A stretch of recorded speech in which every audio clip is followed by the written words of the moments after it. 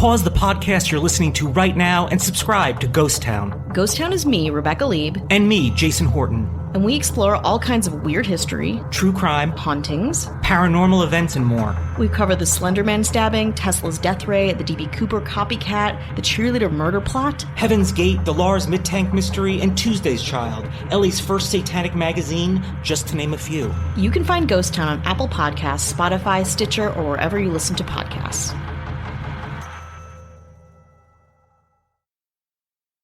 In 1951, the curious case of Mary Reeser goes up in flames. I'm Jason Horton, and this is Strange Year.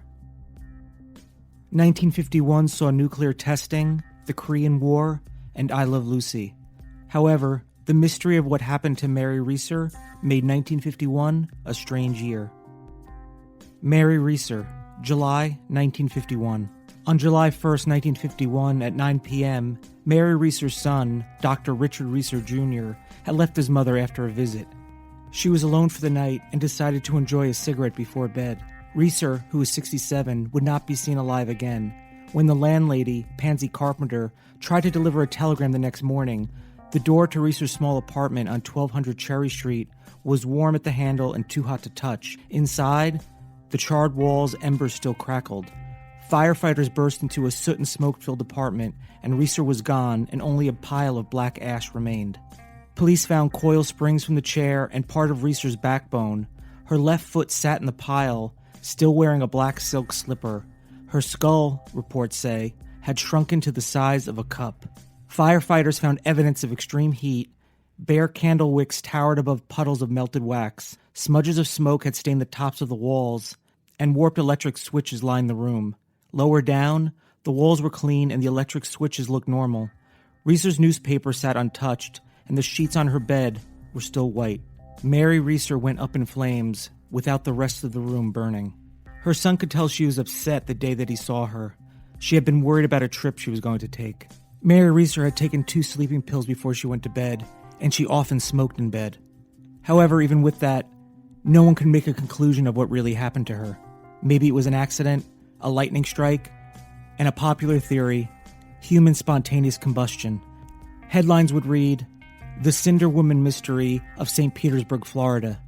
St. Petersburg Police Chief J.R. Reinchart received hundreds of theories from amateur detectives, and some claimed they smelled a strange odor coming from Reeser's home.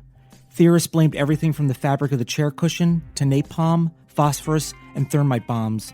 One letter read, "A ball of fire came through the open window and hit her. I've seen it happen." There was no clear answer, so Reinchart drafted a letter to the FBI. "Dear Mr. Hoover," he wrote, "the fire is too puzzling for the small-town force to handle." Police sent boxes of evidence to the FBI laboratory in D.C., including portions of the apartment rug, smoke samples, rubble from the walls and floor, and segments of the chair. FBI agents spent 3 weeks examining Reeser's mysterious disappearance. Finally, on August 8th, Reinchart released a statement to the media calling it the most unusual case I've ever seen during my almost 25 years of police service. Finally, on August 8th, Reinchart released a statement to the media calling it the most unusual case I've seen during my almost 25 years of police work in the city of St. Petersburg. FBI agents found no evidence that suggested lightning had struck Reeser or the building. All of the fuses in the apartment were still intact, and investigators hadn't been able to detect substances that could have started the blaze. Common combustible fluids and accelerants, such as alcohol, gasoline, etc., would probably be consumed in such a fire and no trace of them detected afterward. As for spontaneous combustion, the investigation ruled that out as well. It's possible that Mary Reeser, drowsy from the sleeping pills she took, dozed off in her chair while smoking her evening cigarette. The nightgown she was wearing at the time of her death was made of rayon and could have caught fire from a cigarette ash. Reeser had weighed about 170 pounds.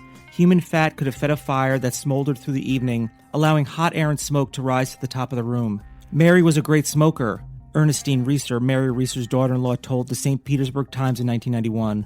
The cigarette dropped to her lap. Her fat was the fuel that kept her burning. The floor was cement, and the chair was by itself. There was nothing around her to burn. Investigators decided that this kind of accidental death was the most plausible theory, but Wilton M. Krogman, an anthropologist from the University of Pennsylvania, disagreed. Instead of shrinking, Reeser's skull should have exploded, he said. Then there was the cremation of the body, which would have required several thousand degrees over the course of several hours. I cannot conceive of such a complete cremation without more burning in the apartment, Krogman said. according to the York Daily Record. The FBI settled on the wick effect. It is the partial destruction of the human body by fire. It has been observed to happen in labs and the likely explanation for spontaneous human combustion. What happens is that an article of clothing catches on fire, the fat inside the body feeds to the flames, and it produces a low-burning but intense flame that is relatively contained. Limbs are often left intact because they don't contain nearly as much fat as the torso. When it comes to spontaneous combustion, Larry Arnold, author of Ablaze, The Mysterious Fires of Spontaneous Combustion, has 3 theories. The first, that small, high-powered particles whizzing between the molecules of the body collide, an event he calls the internal Hiroshima effect. The second suggests Kundalini, a powerful energy flowing up and down the spine, becomes unbalanced, triggering a temperature spike. The third theory, based on the geographical clustering of alleged spontaneous combustion cases, credits the phenomenon to energy anomalies in the Earth. I want to thank TampaBay.com and ABCNews.com. Please rate and review 5 stars wherever you're listening. It's really helpful. And if you use Spotify, you can just search Strange Year and follow us there. And if you want to message me, you can do so on Instagram at Strange Year Pod. Thank you so much for listening. I'll be back next week for another episode of Strange Year.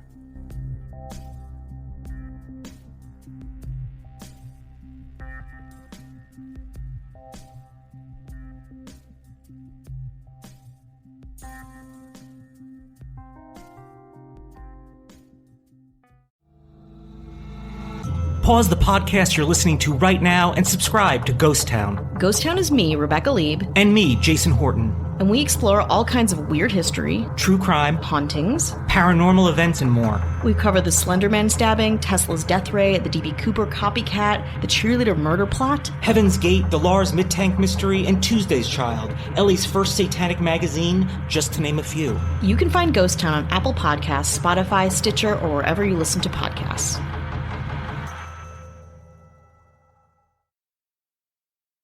Lucky Land Casino, asking people, what's the weirdest place you've gotten lucky? Lucky? In line at the deli, I guess? Aha, in my dentist's office.